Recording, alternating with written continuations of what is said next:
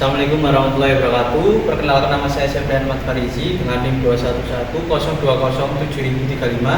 Di sini saya akan mempresentasikan hasil kerja saya dengan tugas proses manufaktur dengan menggunakan metode pengelasan. Baik, untuk selanjutnya saya akan menjelaskan pengertian dan manfaat. Untuk pengertiannya sendiri, pengelasan adalah proses penyambungan dua atau lebih logam dengan cara memanaskan material hingga mencapai titik leleh, kemudian membiarkannya mendingin dan mengeras untuk membentuk sambungan yang kuat. Pengelasan bekerja berdasarkan prinsip metalurgi, di mana logam dipanaskan hingga mencair, memungkinkan atom-atom dari material yang berbeda bercampur dan membentuk ikatan logam yang solid setelah mendingin. Untuk manfaatnya, dapat menciptakan sambungan yang kuat dan tahan lama pada berbagai jenis logam dengan memungkinkan pembuatan struktur yang kompleks serta meningkatkan efisiensi dalam proses manufaktur itu sendiri. Selanjutnya saya akan menerangkan jenis-jenis pengelasan. Yang pertama, pengelasan listrik, di mana pada pengelasan listrik ada dua, yaitu yang pertama ada small. Pengelasan listrik yang pertama ada small atau sheet metal arc welding. Untuk pengertiannya adalah metode pengelasan busur listrik yang menggunakan elektroda terbungkus sebagai bahan pengisi dan sumber panas untuk mencairkan logam dasar.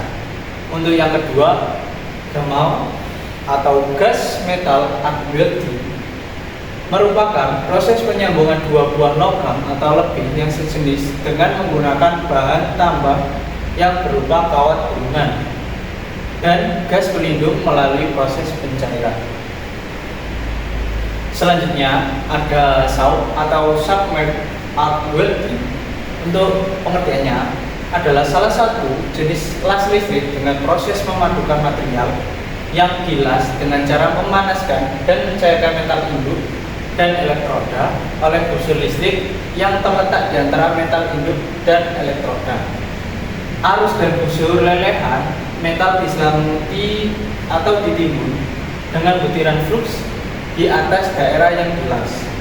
Sel ini tidak membutuhkan tekanan dan bahan pengisi filler metal dipasok secara mekanis terus ke dalam busur listrik yang terbentuk di antara ujung filler elektroda. Selanjutnya ada pengelasan gas. Yang pertama, pengelasan oksipropana, di mana jenis pengelasan ini menggunakan oksigen dan propan yang menghasilkan nyala api dengan suhu yang relatif lebih rendah, sekitar 2000 sampai 2500 derajat Celcius daripada oksiasetilen. Jenis ini paling cocok untuk logam yang lebih lunak dan tugas pengelasan ringan yang tidak memerlukan suhu yang ekstrim.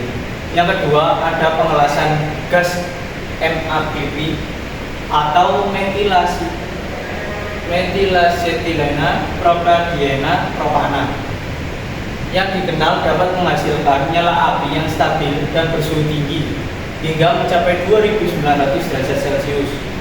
Mirip dengan oksiasetilena tetapi lebih aman untuk ditangani. Umumnya digunakan untuk keperluan perpipaan dan pengelasan pipa. Untuk selanjutnya, pengelasan resistensi atau resistensi welding. Yang pertama ada resistensi welding, merupakan variasi dari bentuk pengelasan. Biasanya dilakukan dengan mengganti elektroda las titik konvensional dengan roda yang berputar saat bagian-bagiannya dibagikan. Proses ini menghasilkan beberapa titik. Untuk yang kedua ada resistance projection welding, yang mana pengertiannya adalah bentuk pengelasan resistensi di mana listrik, gaya, dan waktu pengelasan terkonsentrasi pada proyeksi yang ditinggikan di permukaannya. Pengelasan proyeksi umumnya digunakan untuk pengelasan yang menggunakan bahan yang lebih tebal daripada potongan logam yang lebih tipis. Biasanya diperlukan untuk pengelasan titik dan seringkali bukan logam. Selanjutnya ada pengelasan di air atau underwater welding. Yang pertama ada pengelasan basah, wet underwater welding. di mana proses pengelasan ini berlangsung dalam keadaan basah, dalam arti bahwa elektrode maupun benda berhubungan langsung dengan air. Untuk pengaplikasian pengelasan ini sampai di kedalaman 150 meter.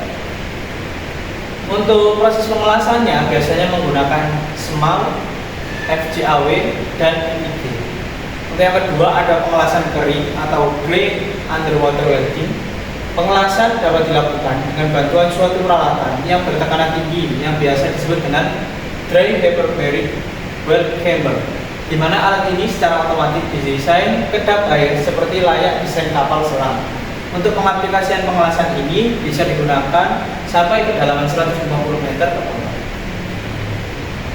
Itu selanjutnya ada pemotongan plasma atau plasma cutting. Yang pertama ada plasma cutting konvensional ARC. Teknik plasma ini dapat dipakai untuk memotong logam jenis apapun dengan ketebalan 10 inci dengan cepat. Untuk ketebalan potongannya bergantung pada kapasitas fisik logam. Untuk yang kedua ada dual FARC plasma rendah.